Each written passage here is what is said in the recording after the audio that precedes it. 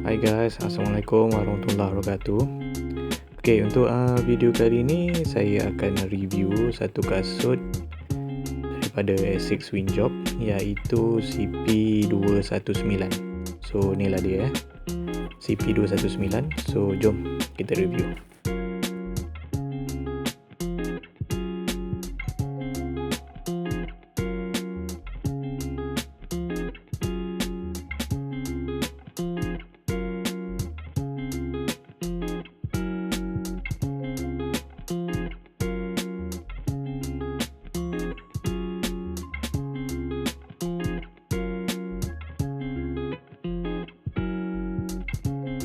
Okey, inilah dia safety shoes ataupun working shoes daripada Essex, iaitu Essex Windjob CP219.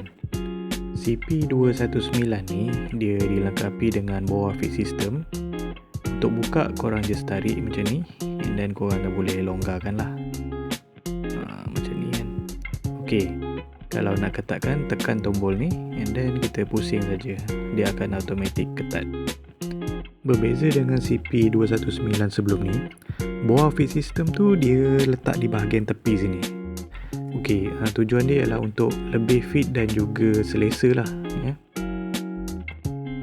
Okey, macam biasa ada reflector lah kat sini, satu di bahagian tepi dan juga di belakang pun ada satu.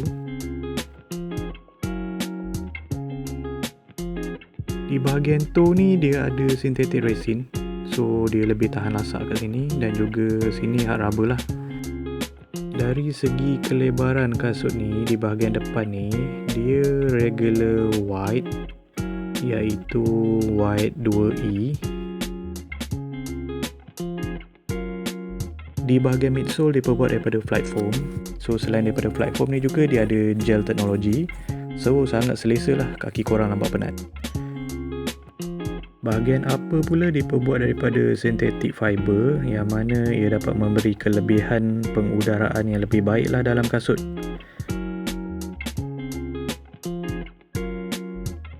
Bahagian padding dia tebal ya, so memang grip lah ankle korang, termasuklah dekat lidah ni pun tebal, sangat selesa lah.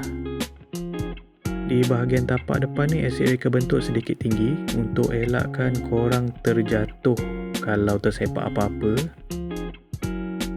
Okey, jom kita tengok dia punya insole.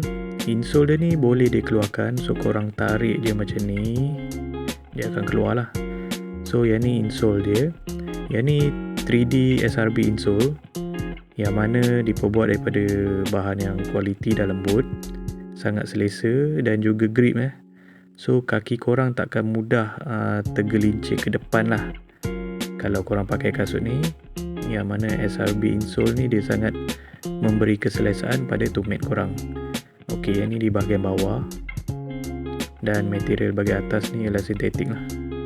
Kalau kasut korang ni masuk air ataupun basah, senang je korang keluarkan insole ni dan juga boleh keringkan, dia cepat kering CP219 ni ada 3 color, iaitu classic red white, white shocking orange dan juga black gunmetal.